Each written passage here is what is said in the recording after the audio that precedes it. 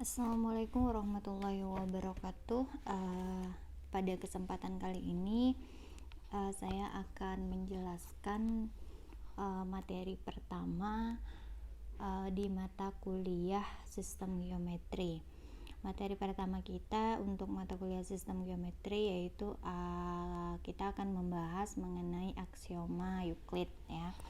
Karena pada dasarnya kemarin sudah saya jelaskan sedikit bahwa di sistem geometri ini kita akan membahas mengenai geometri Euclid diantaranya seperti itu. Nah, sebelum kita membahas aksioma Euclid atau biasa disebut dengan postulat Euclid, nah di sini saya akan menjelaskan sedikit mengenai salah satu ilmuwan matematika khususnya di bidang geometri yaitu Euclid ya. Nah, di sini untuk Euclid sendiri ya dikenal sebagai bapak geometri atau pendiri ilmu geometri, karena pada dasarnya geometri itu pertama kali dikemukakan atau ditemukan oleh Euclid seperti itu. Nah, salah satu karya terbesar dari Euclid sendiri yaitu sebuah buku yang dinamakan buku Elemen atau judul bukunya itu adalah The Element seperti itu. Nah, buku Elemen ini sendiri diterbitkan dan merupakan salah satu karya yang sangat berpengaruh atau yang paling berpengaruh dalam sejarah matematika. Nah, bukunya sendiri ini berfungsi sebagai buku pegangan utama dalam pembelajaran ilmu matematika, terutama geometri. Kalau kita ketahui di ilmu geometri sendiri banyak aksioma-aksioma atau definisi-definisi dari geometri sendiri itu sebenarnya merupakan turunan-turunan dari pendapat-pendapat atau postulat-postulat yang disampaikan Euclid seperti itu. Nah,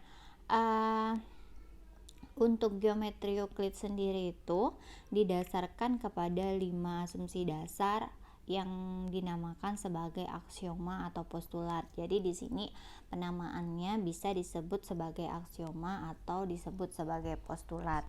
Nah, ada beberapa ahli yang yang berpendapat bahwa aksioma dan postulat itu adalah sama seperti itu ya.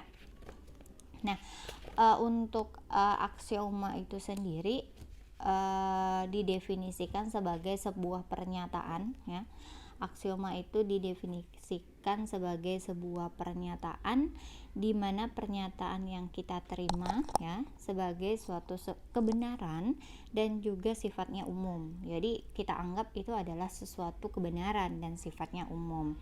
Nah, juga tanpa perlu adanya pembuktian. Jadi sebuah ketentuan yang pasti atau mutlak kebenarannya seperti itu tanpa harus dibuktikan, itu aksioma. Beda dengan teorema ya, mungkin kita udah pernah dengar ada namanya aksioma, ada namanya teorema. Nah, bedanya teorema dengan aksioma itu adalah kalau aksioma ini kita tinggal pakai saja seperti itu tanpa harus kita capek-capek untuk membuktikannya, karena sesuatu itu dianggap sebagai sesuatu yang mutlak dan tidak perlu dibuktikan. Itu adalah aksioma. Sementara postulat itu adalah sebuah pernyataan matematika yang disepakati benar tanpa perlu pembuktian. Jadi aksioma dan postulat ini sama ya. Jadi memang ada beberapa yang menganggapnya sesuatu yang berbeda, tapi ada yang menganggapnya adalah sesuatu yang sama. Tapi kalau saya pribadi adalah cenderung kepada cenderung kepada yang menangkap bahwa aksioma dan postulat itu adalah sama seperti itu. Nah, Postulat dan aksioma menurut Euclid adalah dua hal yang berbeda. Jadi Euclid sendiri mengatakan bahwa postulat dan aksioma itu adalah sesuatu hal yang berbeda. Postulat berlaku khusus untuk sains tertentu dan aksioma itu berlaku umum. Hanya itu saja yang membedakan antara postulat dan aksioma. Tapi pada nyatanya aksioma dan postulat itu sama-sama sesuatu kebenaran yang tidak perlu dibuktikan. Itu adalah persamaannya, seperti itu. Nah, itu sedikit terkait Euclid ya, terkait karyanya yang biasa kita sebut di Elemen atau buku Elemen ya. Nah, di situ sebagai buku pijakan intinya di dalam bidang geometri tentunya ya. Nah, untuk yang pertama kita pernah membahas mengenai geometri analitik. Nah, geometri analitik itu sebenarnya adalah turunan-turunan dari geometri Euclid sendiri kalau menurut saya, karena memang dasarnya itu yang pertama kali adalah geometri Euclid, seperti itu. Nanti akan ada yang namanya geometri non Euclid, seperti itu. Nah, geometri non Euclid ini adalah geometri yang kalau menurut saya itu adalah yang di luar dari Euclid itu sendiri, seperti itu. Tapi pada dasarnya pemikiran utamanya adalah pemikiran Euclid, seperti itu. Nah, di sini geometri Euclid, definisi dari geometri Euclid sendiri yaitu geometri yang didasarkan pada aksioma atau postulat Euclid. Jadi dasar utamanya adalah postulat itu sendiri. Nah, di dalam Euclid sendiri ada 5 postulat dasar, seperti itu. Atau biasa di sini aksioma atau postulat, tergantung kita penyebutannya ya, mau menyebut itu sebagai postulat atau mau menyebut itu sebagai aksioma, karena pada dasarnya kedua hal tersebut adalah sama, seperti itu. Nah, di sini postulat atau aksioma 2.1 atau postulat pertama Euclid di sini adalah berbunyi untuk setiap titik P dan setiap titik Q yang berlainan dengan P adalah sebuah garis L tunggal yang melalui P dan Q. Nah, seperti itu. Itu bunyi aksioma dari atau bunyi postulat pertama dari Euclid. Mungkin kita tidak asing dengan postulat ini karena pada dasarnya pernah kita gunakan. Kita gunakan apa? Kita tahu bahwa sebuah garis itu terbentuk dari 2 buah titik ya. Nah, di dalam geometri sendiri atau di dalam geometri analitik pernah kita bahas mengenai garis. Nah, garis itu adalah ada suatu aksioma yang menyatakan bahwa sebuah garis itu dibentuk dari 2 buah titik, seperti itu. Nah, hampir sama dengan jadi dasarnya memang di sini postulat pertama Euclid sendiri, yaitu untuk setiap titik P dan setiap titik Q yang berlainan. Jadi di sini kita garis bawahi bahwa P dan Q itu berbeda, seperti itu. Nah, yang berlainan dengan P ada dengan P ya. Di sini ada sebuah titik P dan setiap titik Q yang berlainan dengan titik P. Jadi titik P dan titik Q itu adalah sebuah titik yang berlainan. Itu harus ditegaskan. Nah, ada sebuah garis. Nah, dinamakan garis L tunggal yang melalui titik P dan titik Q, seperti itu ya.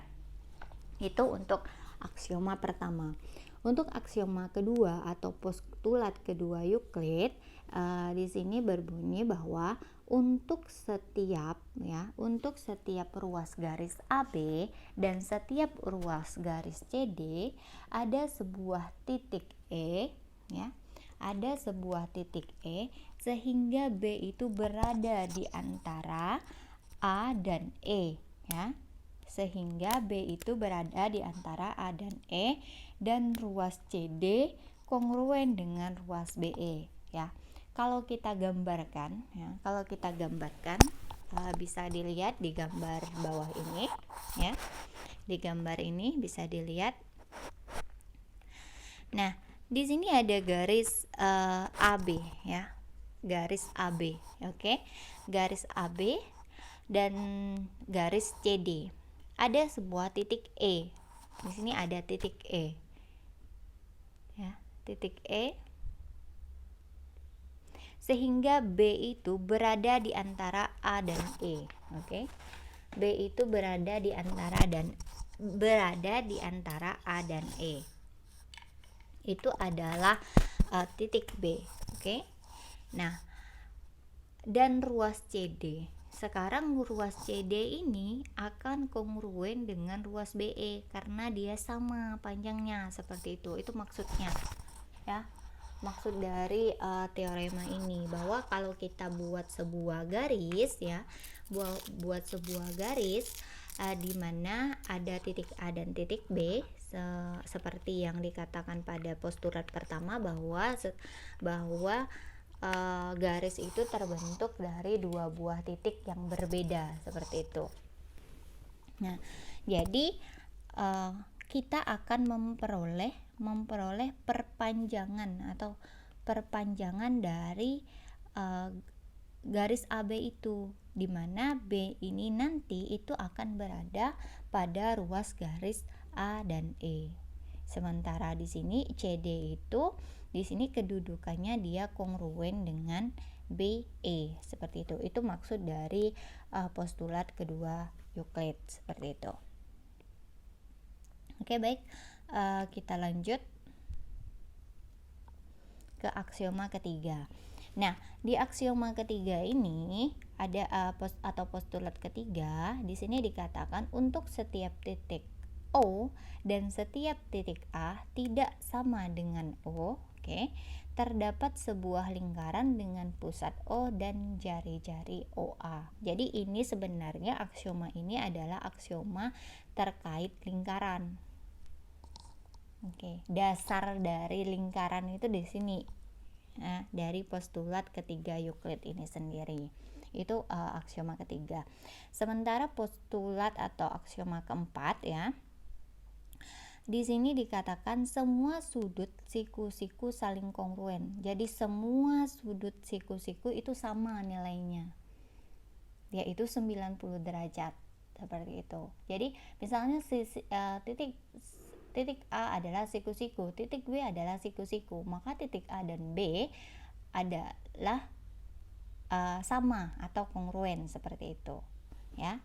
Ini untuk yang postulat keempat.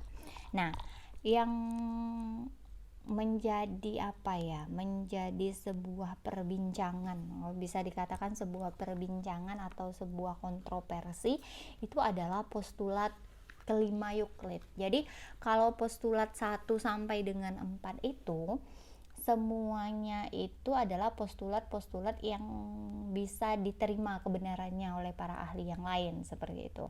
Tapi ada satu postulat dari Euclid yang menjadi pertentangan atau yang menjadi kontroversi. Nah, yaitu postulat kelima.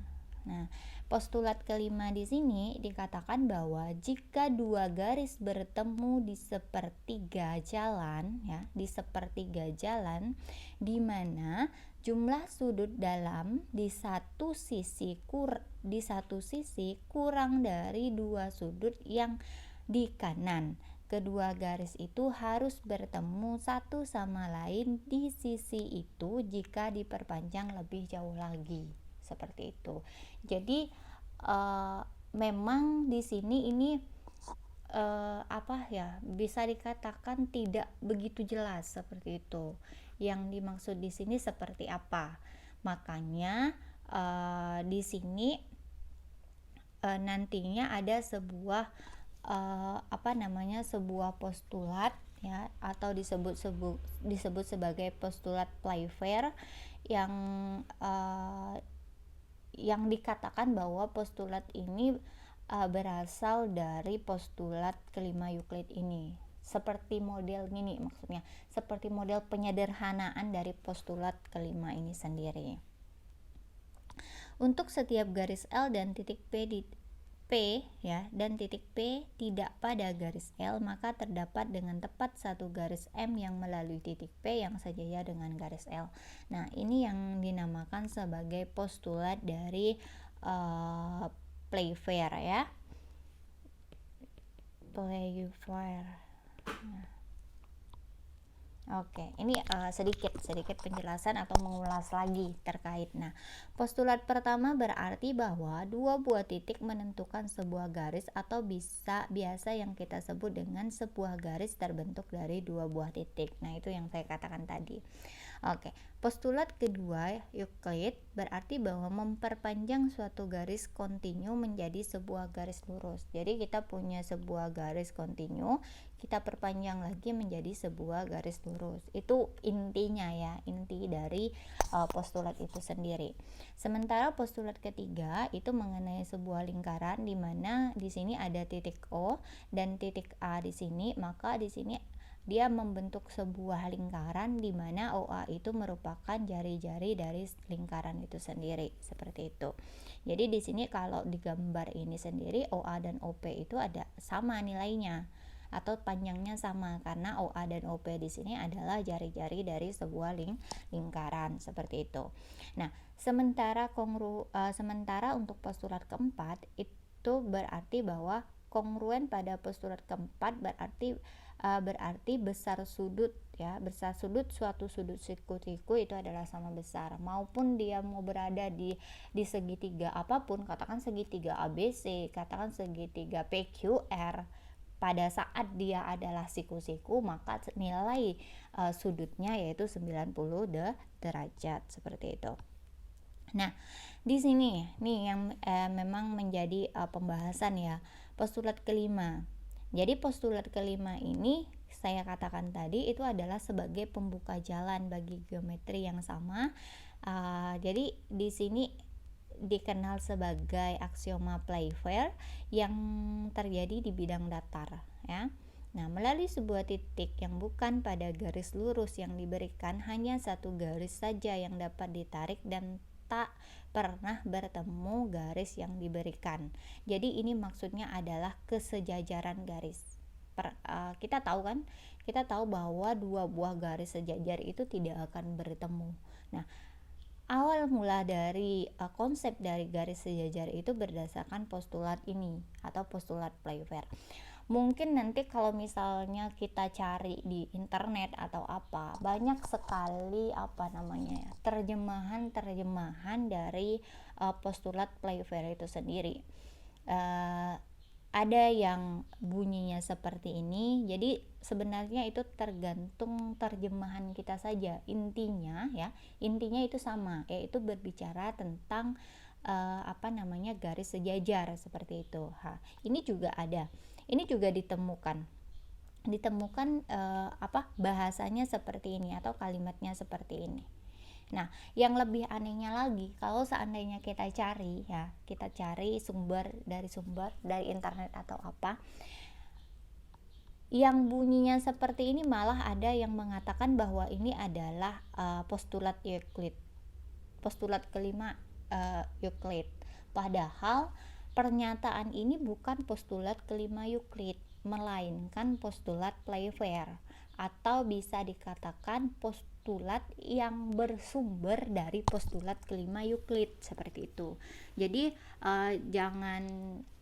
kalau misalnya kita cari informasi di internet atau apa, cari informasi sebanyak-banyaknya dan bisa kita bandingkan informasi satu dengan informasi yang lain, karena berbeda penulis, berbeda lagi pemahamannya ya, berbeda lagi pemahamannya. Nah, kalau postulat kelima Euclid ini sendiri kalau kita gambarkan, saya ambil dulu di sini.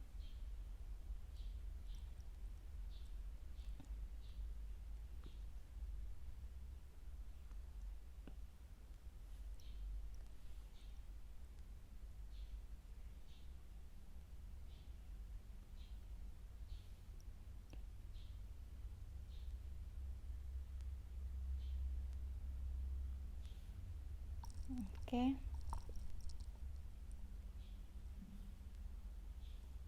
Saya ambil kertas, oke.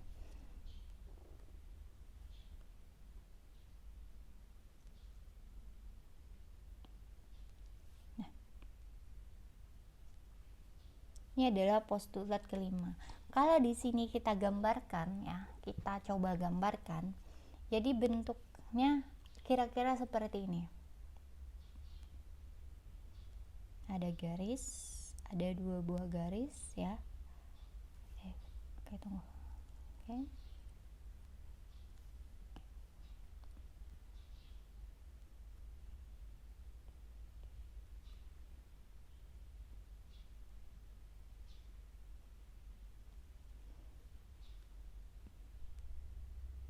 Katakan ini adalah garis L, ini adalah garis M ya.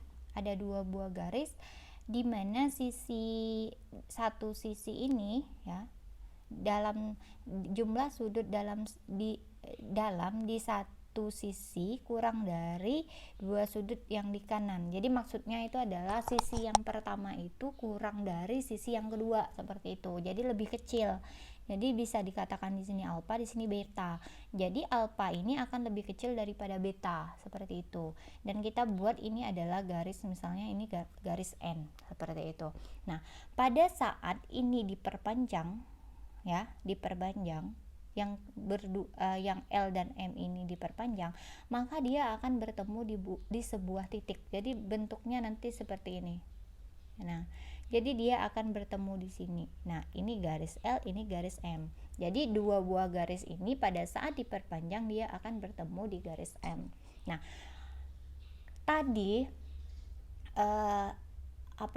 postulat tentang kesejajaran atau postulat Playfair tadi, nah itu terinspirasi dari ini ya, seperti itu, karena ada terinspirasi dari aksioma atau postulat kelima ini. Jadi kalau ini dia tidak sejajar, tapi kita bisa buat dia bahwa dia itu adalah sejajar, seperti itu. Jadi bisa dikatakan bahwa tadi untuk setiap garis L dan titik P tidak pada garis L. Maksudnya gini, kita punya garis L nih, ini garis L, yang ini yang Playfair ya. Terus kita punya titik P. Titik P itu tidak berada pada L, artinya di luar L. Maka kita akan bisa, maka terdapat tepat satu garis ya. Katakan ini garis M. Ini M yang melalui titik P ini, seperti itu. Yang sejajar dengan garis L. Nah, tapi mungkin ini juga bisa bisa dibantah. Oh ya, tidak hanya untuk garis sejajar dong, bisa saja ini garisnya tegak lurus. Karena sebenarnya memang di sini dikhususkan karena ada kata tepat satu garis M yang sejajar ya. Ada kata-kata seperti itu. Nah, di sini terdapat dengan tepat satu garis M yang melalui titik P yang sejajar. Artinya kesejajaran garis itu adalah tunggal, seperti itu. Kalau kita ambil kesimpulan dari postulat ini, dikatakan bahwa kesejajaran garis itu adalah tunggal, seperti itu ya. Nah, itu tadi kelima postulat Euclid yang yang harus kita ketahui gitu. Karena kan kalau kita belajar geometri itu asalnya dari mana sih sebenarnya, seperti itu kan. Nah, pada dasarnya ilmu geometri itu yang pertama, memang ilmuwan pertama adalah atau bapak geometri adalah Euclid. Jadi sebenarnya hal-hal yang ada di geometri itu sendiri dikembangkan dari Euclid. Tapi tidak semuanya seperti itu, tidak semuanya yang dikembangkan dari Euclid. Ada juga ilmuwan lain yang memang mendapatkan misalnya teorema atau aksioma, seperti itu ya. Jadi ada yang menyatakan bahwa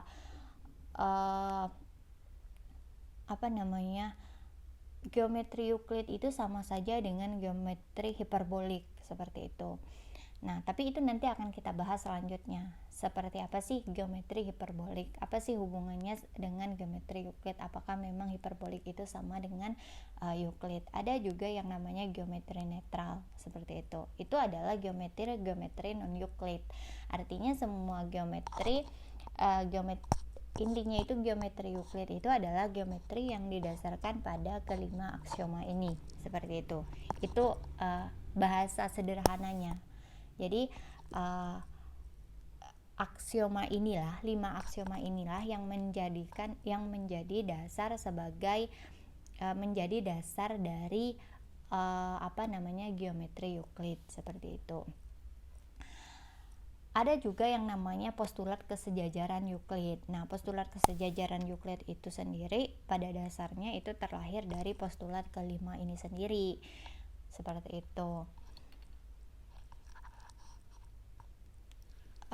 Terus dikembangkan lagi, dikatakan bahwa pada geometri Euclid itu ada 2 garis sejajar, ya, ada garis sejajar mempunyai jarak yang sama dan tidak akan pernah berpotongan. Itu adalah postulat kesejajaran Euclid. Nah, itu sendiri adalah perkembangan dari Euclid itu sendiri, seperti itu, atau dari geometri Euclid, seperti itu ya. Nanti kalau misalnya ada ketemu sebuah istilah postulat kesejajaran Euclid, ya memang ada terkait dengan kesejajaran garis, seperti itu. Karena kan postulat Playfair sendiri adalah merupakan turunan dari aksioma yang kelima itu sendiri, ya, atau bisa dikatakan versi mudahnya versi mudah dari aksioma atau postulat kelima dari Euclid, seperti itu. Nah, mungkin itu saja yang bisa saya sampaikan untuk pertemuan pertama kita kali ini. Mungkin nanti kita akan bahas lebih dalam lagi mengenai postulat kesejajaran ataupun geometri lainnya atau geometri non Euclid, seperti itu. Tapi untuk pertemuan pertama ini memang hanya kita bahas mengenai aksioma dasar atau aksioma atau postulat yang mendasari dari yang mendasari dari geometri Euclid, seperti itu. Oke, baik, saya akhiri penjelasan saya hari ini. Assalamualaikum warahmatullahi wabarakatuh.